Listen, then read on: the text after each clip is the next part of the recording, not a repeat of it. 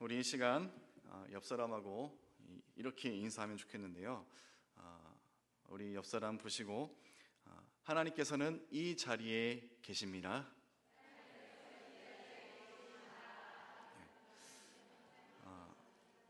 얼마 전에 그 13명의 그 팀원, 그 단기 선교 대원들이 몽골 땅을 다녀왔습니다. 많은 여러 가지 또 기억이 있지만 그 중에서 선교사님이 하셨던 말씀, 이 몽골 땅에도 하나님이 계십니다. 그런데 사람들이 그걸 잘 모르더라고요. 이런 표현을 좀 하셨을 때 한쪽으로 마음이 많이 울림이 있었는데, 종종 우리는 당연한 그 사실을 잊어버릴 때가 있습니다. 우리가 드리는 이 예배, 하나님께서 얼마나 기뻐 받으시는 예배의 자리입니까? 그런데 하나님이 계시다라는 것을 우리가 종종 잊어버리는 것처럼 우리가 여길 때가 있는 것 같아요. 하나님은 어디 계십니까? 우리가 함께 모여 기쁨으로 드리는 이 예배 자리, 이 가운데 하나님이 계십니다. 믿으시죠? 우리 앞뒤로 다시 한번 보고 인사하면 좋겠습니다. 하나님은 이 자리에도 계십니다.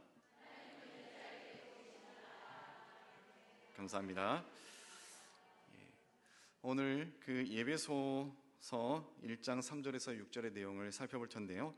이 예배소 지역에 대해서 간략히 좀 살펴보려고 합니다.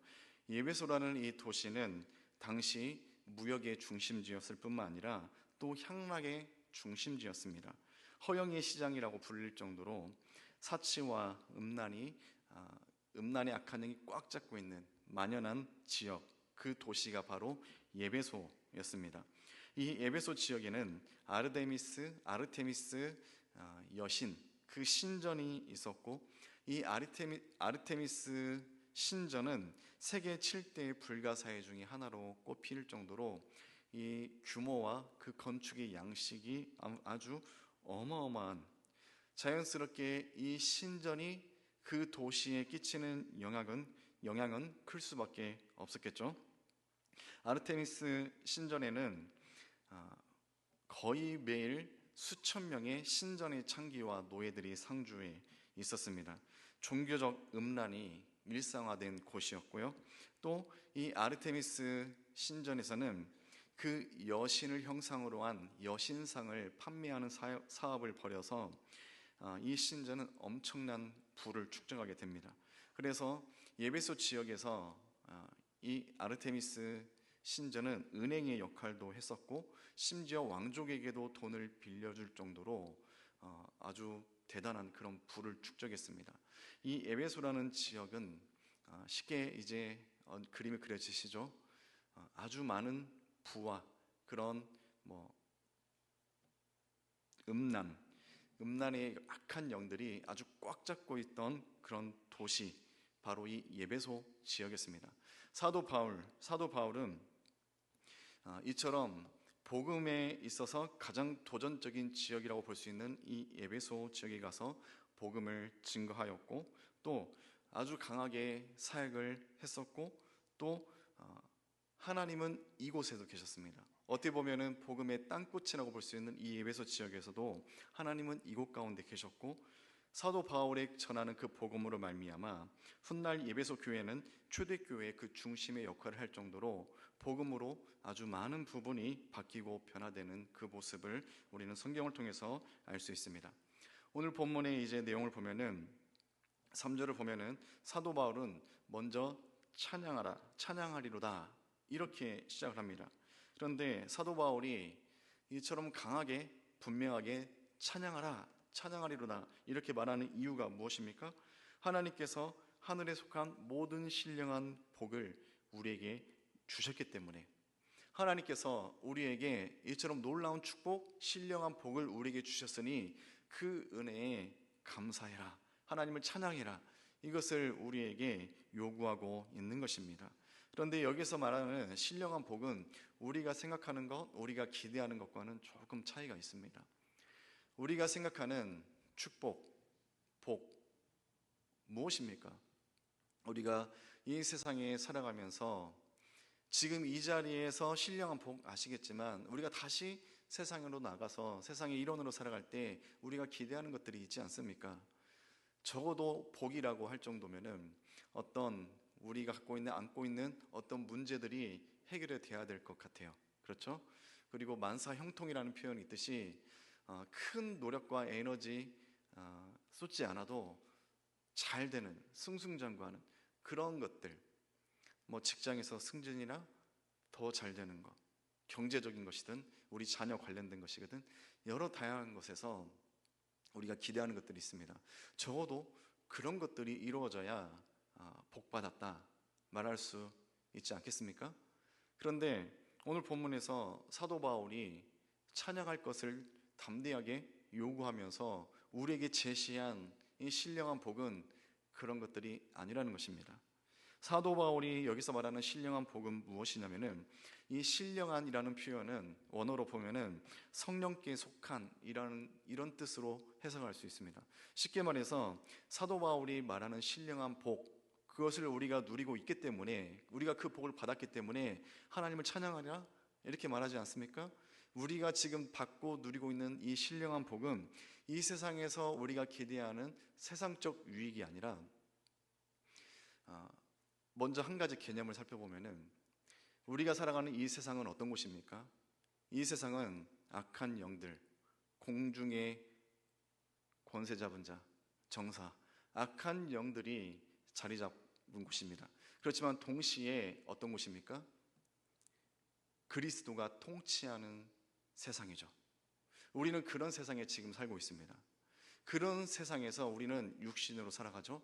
그렇지만 눈에 보이지 않더라도 우리는 영혼을 갖고 있는 존재입니다. 우리의 영혼은 어디에 속한 자들입니까? 우리의 영은 하나님 나라, 하늘에 속한 자들이 바로 우리 성도라는 것입니다. 그렇기 때문에 오늘 본문에서는 하나님께서는 하늘의 신령한 모든 복, 하늘나라의 유업, 이런 것들을 성도에게 다 약속하고 유업으로 다 주셨다. 사도 바울은 그걸 알기 때문에 비록 이 세상 가운데 어찌할 수 없이 살아가는 우리지만, 영적으로 봤을 때 우리는 하나님 나라의 거룩한 백성이고 또 하나님 나라를 유업으로 얻은 백성이기 때문에 이 놀라운 축복을 우리가 이미 받았기 때문에 그 사실 앞에 기뻐하고 감사해라, 이것을 지금 우리에게 말한 것입니다. 그리고 오늘 본문의 4절과 5절을 보면은 이제 그 신령한 복이 무엇인지 비교적 구체적으로 우리에게 전달해 주고 있습니다. 우리가 4절과 5절 말씀을 다시 한번 우리 같이 합독하겠습니다. 곧 창세전에 그리스도 안에서 우리를 택하사 우리로 사랑 안에서 그 앞에 거룩하고 흠이 없게 하시려고 그 기쁘신 뜻대로 우리를 예정하사 예수 그리스도로 말미암아 자기의 아들들이 되게 하셨으니. 아멘. 이 본문을 우리가 읽을 때는 한 문장으로 이어지듯이 쭉 흘러갔죠. 그렇지만 원문으로 보면은 4절과 5절은 헬라어 원문에서는 각각 독립된 그런 개념을 갖고 있는 문장들입니다. 쉽게 말해서 4절은 선택과 그 선택에 대한 목적에 대해서 말하는 구절이고, 5절은 하나님의 그 예정과 예정의 목적, 그 이유, 그것을 말하는 각각 독립된 그런 구절입니다. 그렇다면 먼저 4절의 내용을 우리가 살펴봤을 때, 사도 바울은 창세전에 하나님께서 우리를 선택하신 것을 마치 실제로 그 현장에서 목격한 것처럼 아주 매우 생생하고 확신 있는 어조로 이것을 말하는 것이 참 흥미로워요.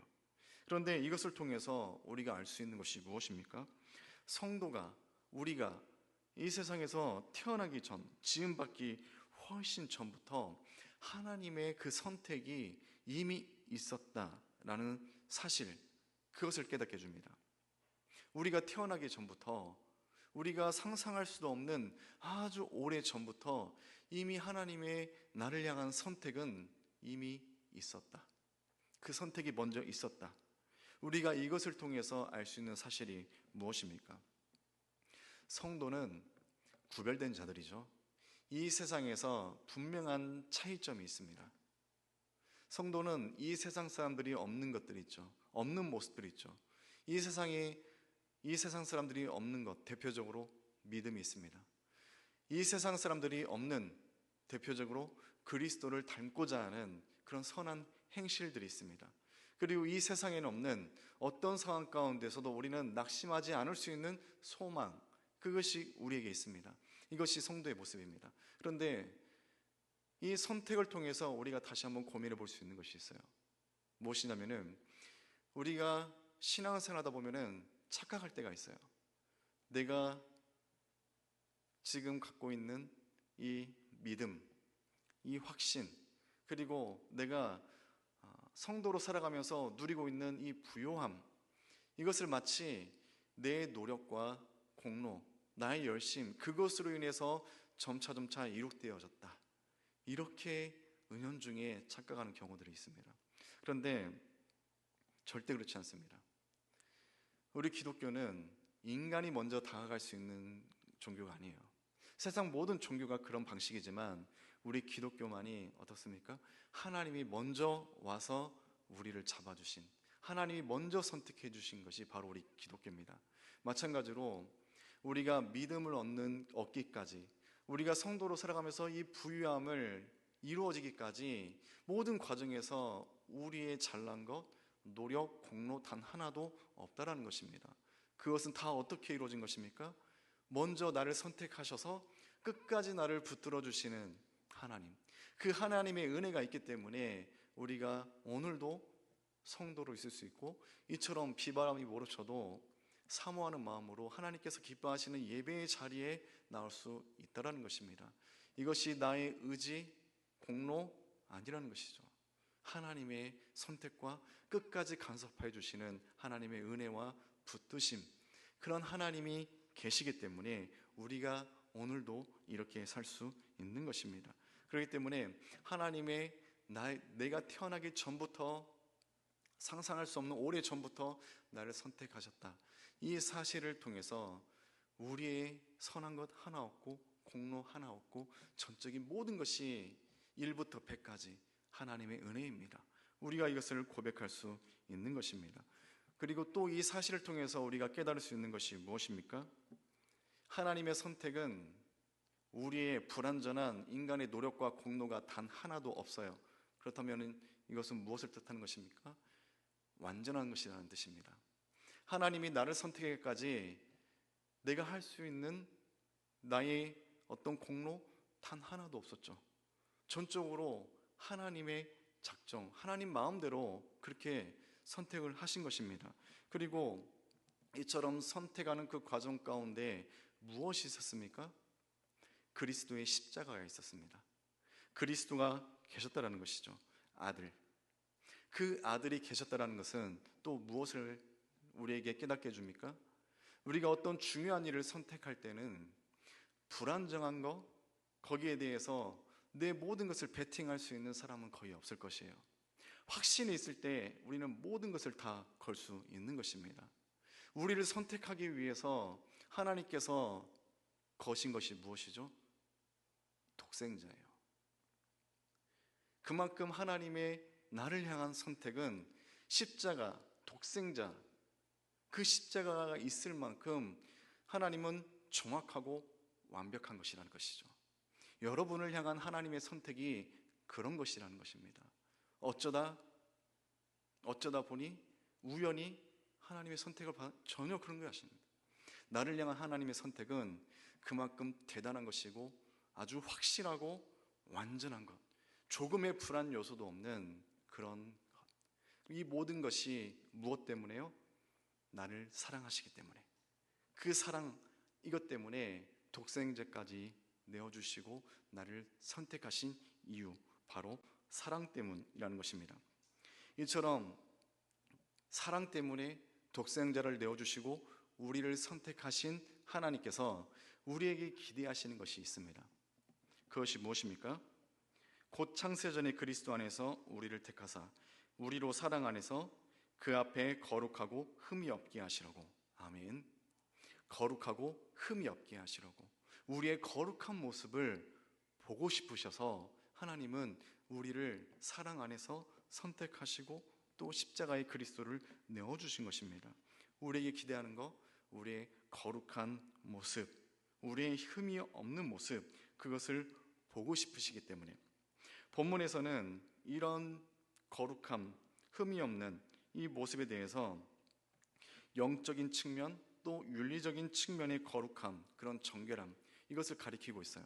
그런데 이 거룩하고 흠이 없다라는 것은, 이 표현은 본래 하나님께 드리는 제물과 관련된 표현입니다. 이 제물에 있어서 거룩하고 흠이 없게 하나님께 드리는 것. 말라기에서 흠이 있는 제물을 드렸을 때 하나님이 얼마나 모멸감을 느끼시고 또 진노하셨는지 우리가 잘 알지 않습니까? 이처럼 드려지는 제물은 아주 선별되어야 되는 것이고 아주 중요한 것입니다. 어제 담임 목사님하고 이제 식사를 하면서 같이 몽골을 다녀왔는데, 목사님도 이제 그 몽골에 계시면서 그 만두가 있습니다. 만두에 그 양고기가 좀 들어가요. 그런데 이 양고기는 조금 누린내라고 해야 될까요? 그런 냄새가 조금 납니다. 그것을 뭐 조미료 처리를 안 하면은 그 냄새가 너무 심하고, 또 어느 정도 조리를 하면은 그래도 이 양고기는 잘하지 않으면은 냄새가 나요. 이 양고기를 목사님이 조금 만두를 드시면서 조금 곤욕을 치르신 그 말씀하시면서, 어린 양은 냄새가 안 난다, 그리고 하나님은 그 어린 양을 받으신다, 이런 표현을 하셨어요. 그래서 그 표현이 식사를 하면서 제 마음에 조금 이렇게 새겨지는 부분이 있었습니다. 그렇습니다. 하나님께서 기대하시는 거룩함, 성도의 모습, 그것이 무엇일까? 이것을 우리가 할 수 있냐 없냐, 그거는 나중의 모습이고, 하나님께서 그리스도를 내어주시기까지 선택하신 성도, 그 성도를 통해서 기대하는 이 거룩한 모습 무엇일까? 바로 아무 흠이 없는, 조금의 잡내조차도 없는 어린 양.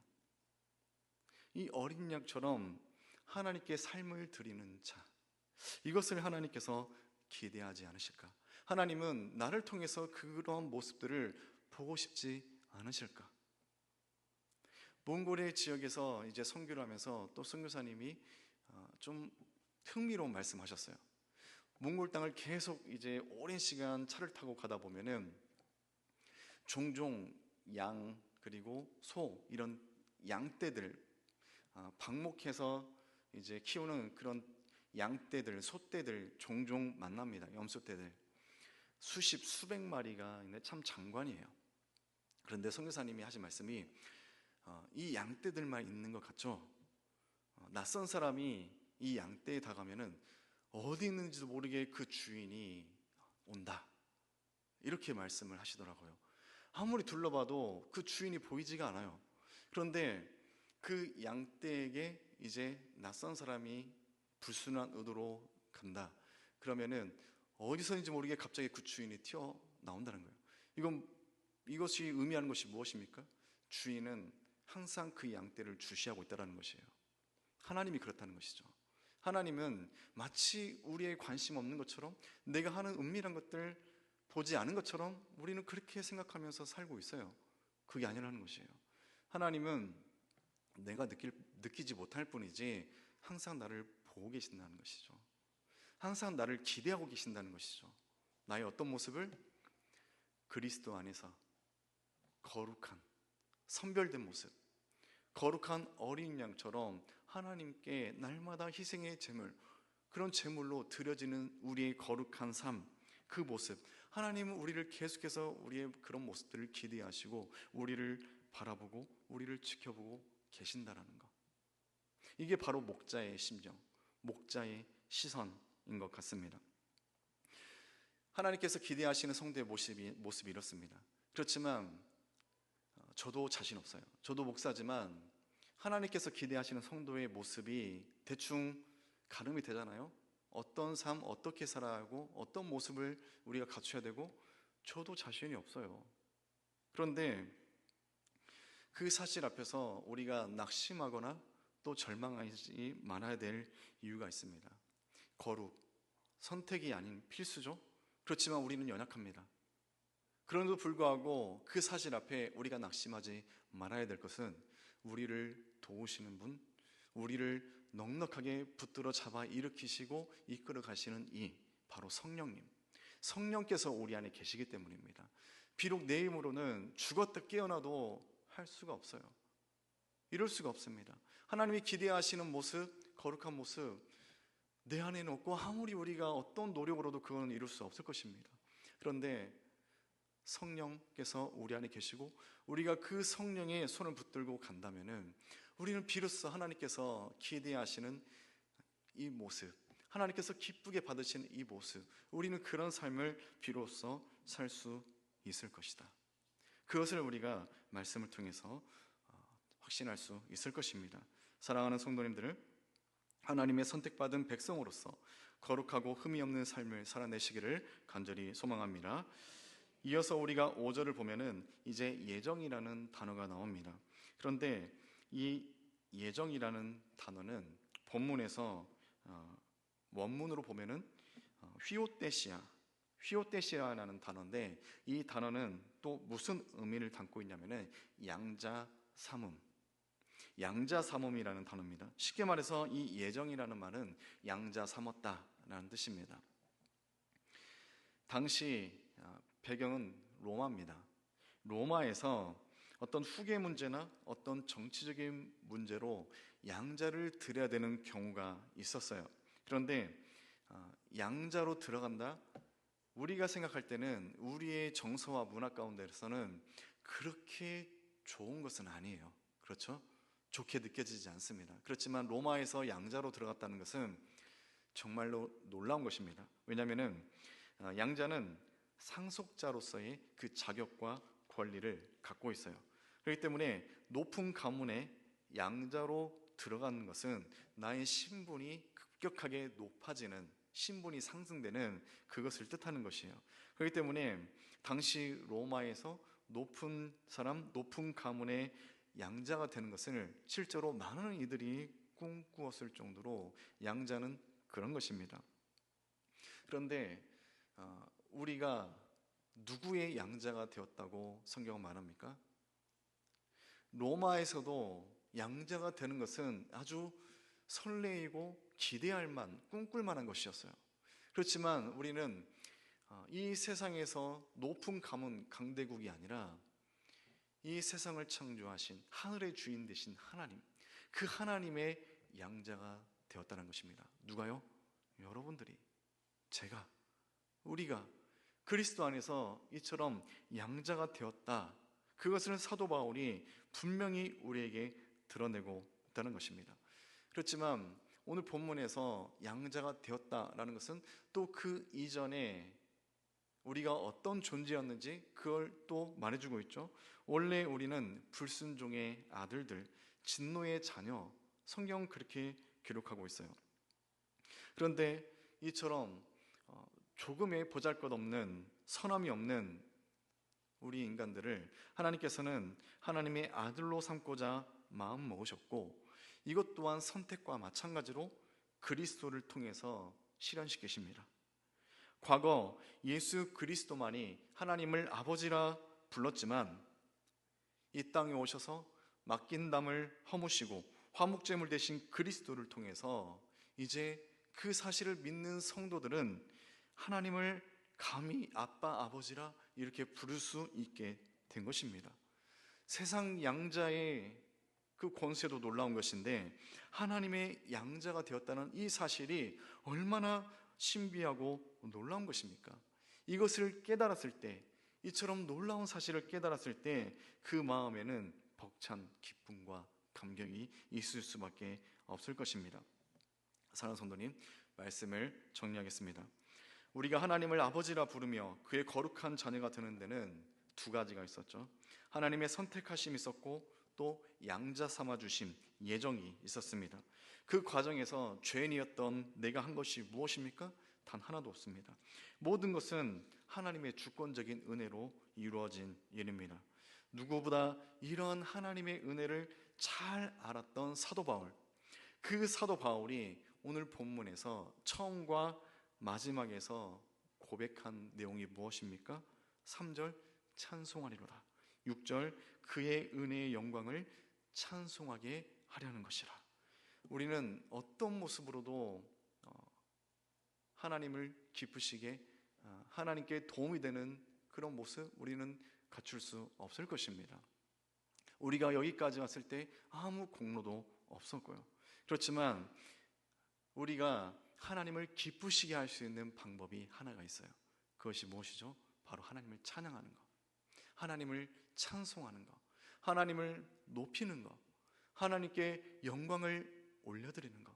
매일의 삶 가운데 계속해서 하나님을 찾고 구하고 하나님을 높이며 하나님을 찬양을 올려드리는 삶, 이 찬양을 삶을 통해서 하나님은 큰 기쁨을 받으십니다. 바라기는 사랑하는 성도님 모두는 하나님께서 나에게 주신 은혜가 얼마나 신비하고 놀라운 것인지, 얼마나 그것이 대단하고 완벽한 것인지 그것을 다시금 말씀을 통해서 깨닫고 그 하나님께 날마다 기쁨과 찬송으로 나아가는 여러분들 되시기를 주님의 이름으로 간절히 소망합니다. 기도하겠습니다.